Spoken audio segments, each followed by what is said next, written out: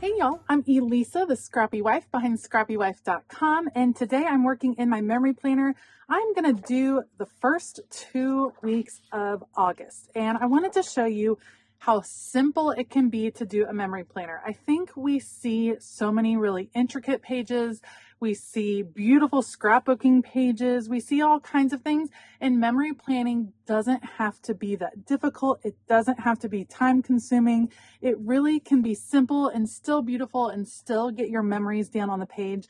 And as I'm playing a little bit of catch up in my memory planner, I just wanted to share what that looks like as far as doing simple spreads. So I'm going to do 2-in-1 today. I have 2 sets of pictures printed out. I do print out my pictures at home just because that's a little bit easier for me. So I have 2 sets of pictures. I have a photo printer at home. I print them on an app called Print to Size that is made for Apple products or for the iOS operating system. And I will put them on this page. I have 2 sticker books. We're just going to go with stickers this time. We're not even going to mess with paper like I normally do. I have the Summer Memories sticker book and the Summer Collections sticker book from Amber Plans Her Day.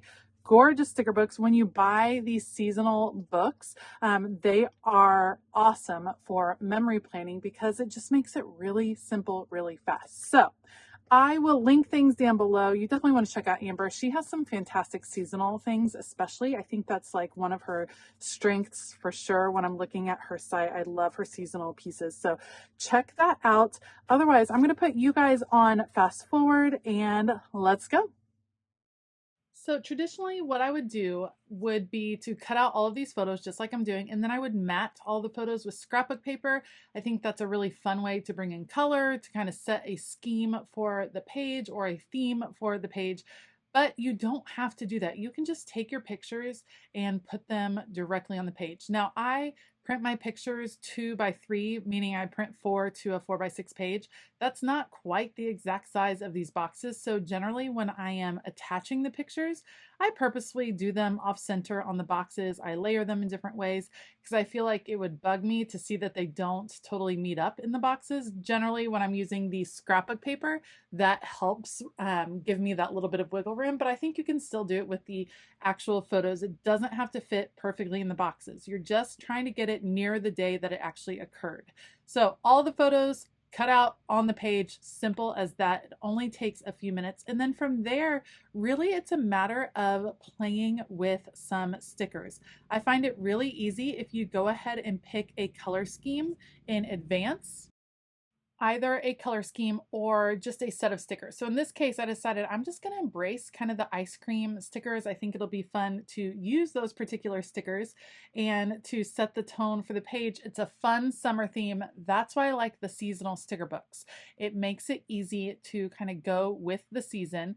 And Amber's Summer Memories book is fantastic because it has all of the elements you need for some quick memory planning pages. You don't have to overthink it. So I'm adding banners on each side of the page. You'll see that when I add something to one side, I try to balance it out by also adding a similar sticker to the other. So as soon as I add boxes or words or any of the things, so for instance, here's a box. I want to use it to break up some of the open space in this area. So we'll put a box down, and then I also want to have a box on the left side. It's good to balance it out. It just makes the spread more pleasing to your eye.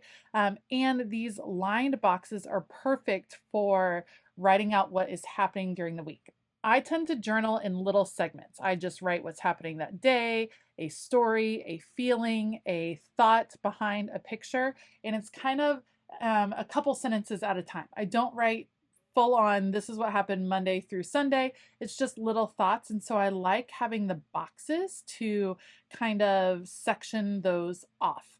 Another fun way you're going to see me add color to this particular spread is in my journaling. I'm actually going to use different colored pens. So really, you don't even need all the stickers, you guys. Get the photos, put them on your page, grab some fun pens, and go at it. The stickers, of course, are a fun addition, and I like how they kind of set a theme for the page, but it's definitely not necessary. I always say that memory planning is about getting the pictures off of your phone, getting the memories on the page. You don't have to reinvent the wheel every time you memory plan. You don't have to do something new and innovative. It can follow almost a formula, if that makes sense, because it just is an opportunity to get those pictures down. And I think if we put too much pressure on ourselves that we have to use certain supplies every time, or that we have to have, very specific color schemes, or use all the scrapbook paper, or any of that, I think once we start putting pressure on ourselves, it can become less enjoyable. All right, so I have all the functional pieces on. Let's start playing with some ice cream. I'm using the ice cream to fill in some of the odd shaped areas. So I like to add my own journaling lines to my memory planning spreads. And once I put the pictures on, and like I said before, don't always keep them in the box, but once they're on the page, I oftentimes have some odd shapes or odd places where it will be difficult to write. And so that is where I tend to look for where I can add stickers. So you'll see little bits here and there. And for me, it helps me kind of focus in to where the journaling lines are going to be. Wherever I put stickers, it's going to bring into focus where the journaling lines can live.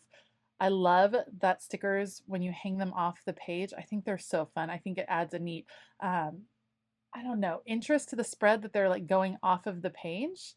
That's a lot of fun. And in this case, it's helping to set the tone for the rest of the page when you have all the ice cream and the little ice cream store over here. So I'm looking for all of those, slightly odd places where I can put some of these stickers. I do like to cut them in half, especially clear stickers, because then it's like getting twice the sticker, because I can pretend that it's hiding behind this picture, and then we can add it in another spot where it fills up, again, one of those odd little spaces that I would not have been able to write in anyway.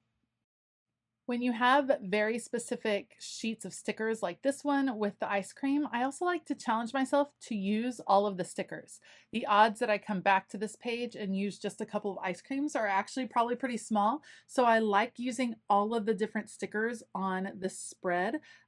It keeps me from hoarding stickers, which I think some of us are guilty of, me being one of them. When I love really cute stickers, I tend to save it for what I think might be the perfect spread at a later date, and then I forget that I have it because I get more stickers, and it's a vicious cycle. So I try to go ahead and use all the stickers, and these were all meant to go together. Like Amber put together this particular page of stickers, all meant to go together. So let's use them all together and really drive home the theme that we're going for in this spread.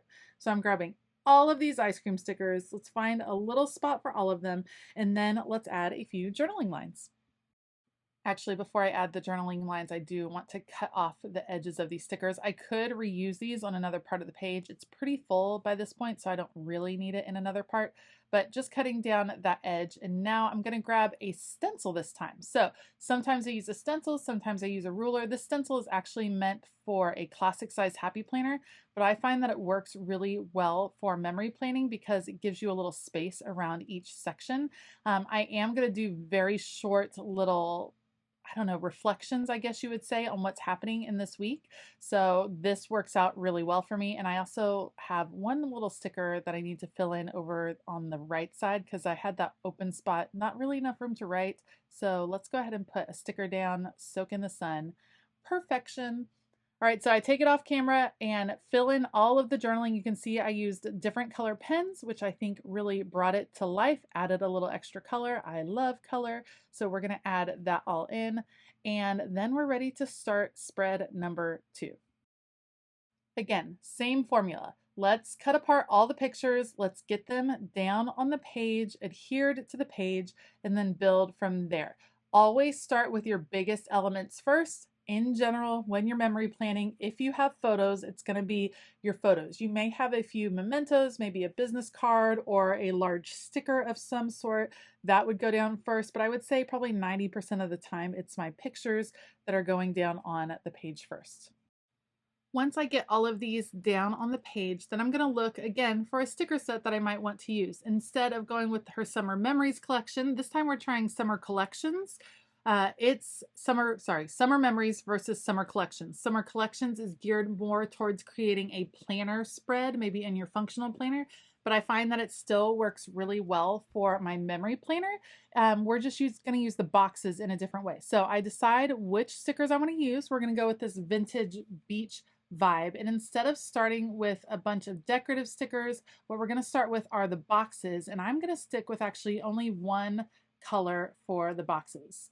This one I'm trying to figure out. I found one sheet, one quote that I wanted to use. Every summer has a story, perfect for memory planning. And we're going to use this large orange box, and then we will add orange boxes elsewhere on the page. Now, adding boxes to your memory planning spread is a great way to highlight certain photos. Maybe the boxes are what you use to label the photos, and then the journaling in the open spaces is where you're telling the story. You might add details to the boxes, or maybe just bright words, catchphrases, things like that. So there's several options to use, but this kind of brings the spread together because it's that orange throughout the whole spread. That orange is going to be the color that I continue to use, and it brings it all together. I'm balancing it out as far as the number of boxes on both sides. I'm trying to use some different size boxes to add interest, and really just looking for kind of a balance on my spread.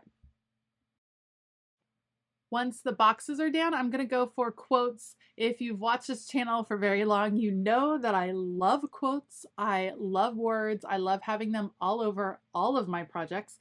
And so getting them on this page is great. And I want to make sure I'm balancing the two sides. So you definitely want quotes throughout the whole spread, not just in one section. So finding where these go, we'll start to look for a few little icons and then have fun placing stickers. Again, I'm looking for those kind of awkward shaped spots, those spots where I'm like, where is that sticker? How am I going to write in that? So if it's a spot where I'm like, I can't possibly write there, then let's put a sticker there, because I personally love memory planning spreads that are pretty full. And truthfully, you can see that the rest of this page is really just having fun with stickers, figuring out the placement that I like the best. There's no rules as far as what goes where. It's just your preference. You don't have to overthink it. Having these collection type pages just really simplifies how you're making your choices. So it's great to use when you're trying to play catch up like I am. Just pick a different collection for each week and go at it. Again, you'll see that I like to cut stickers in half because you get twice the sticker, and bring in the stickers to, again, fill in some of those awkward spaces where I wouldn't be able to write anyway. This time I'm adding the journaling lines across larger sections. This is probably what I do most of the time, maybe 75 to 80% of the time. This lets me write out longer stories because I can kind of have the sentences flow in an easier pattern. So it's just up to you whether you want to keep it confined to just the vertical columns or whether you don't mind journaling across the page like that. So this time I did just one color for all of the writing across the page. After I did the writing, I figured out that I had a couple of open spots. So I'm not actually going to write over here. We're just going to use stickers and fill in this sidebar because I had plenty of room to write throughout the spread.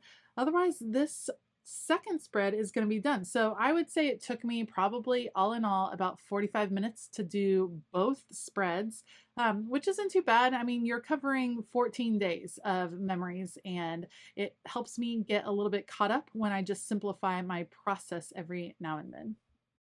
If you liked this video, please give it a thumbs up and consider hitting that subscribe button as well as the bell notification button. I will link the supplies that I used down below, including a link to Amber's shop. I'm not sure if these are still in stock, but if they are, make sure you grab them up for all of your memory planning needs. If you haven't checked out Patreon, I would love it if you would. A huge shout out to all my patrons. Thank you guys so much. We have an amazing growing community over there. Lots of new friends. You're going to want to check it out. So check out the link in the description box for that. All right. I hope that you have a fabulous day. And as always, keep it creative.